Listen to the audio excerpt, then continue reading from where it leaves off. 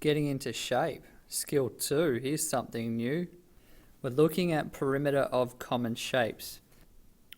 Now the perimeter of a shape is the total length around the outside. Doesn't matter what the shape is.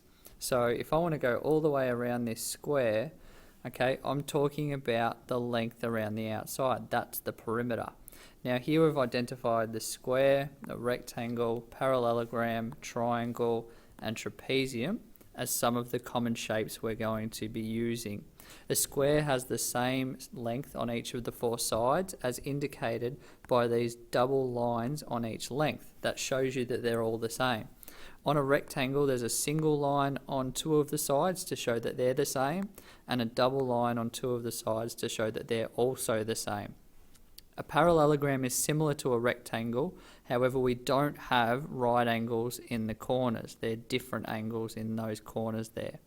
So we've got a pair of sides that are the same here with the single arrows and a longer pair of sides with the double arrows. The base is at the bottom and the height is a vertical dotted line which makes a right angle here with the base. Okay, the height isn't this crooked line over here on an angle, it's always a vertical line straight up and down. Triangle is a three-sided shape, same deal with the height, has to be vertical, has to make a right angle, and a trapezium has to have a vertical height as well.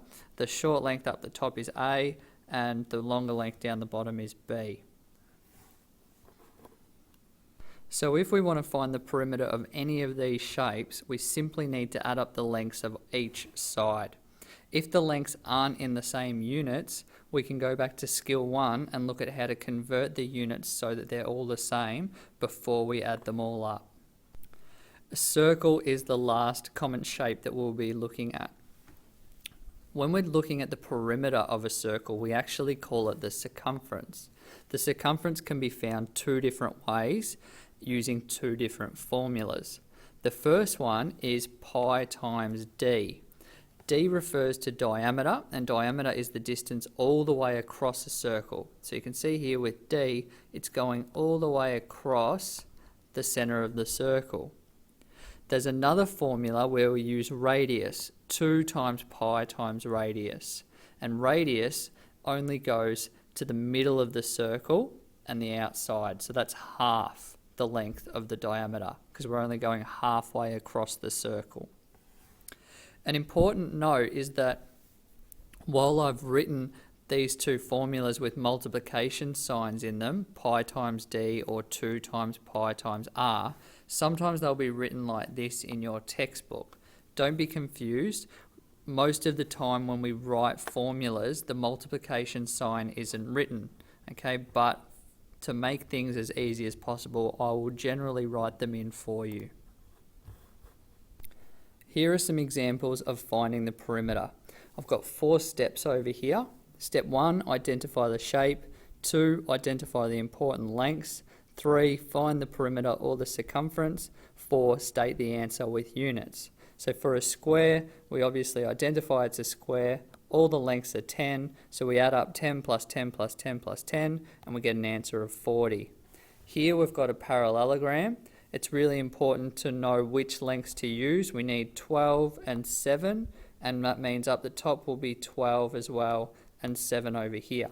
We don't need 5 as the height because the perimeter is only the outside of the shape, so 5 is on the inside. We don't need that at the moment.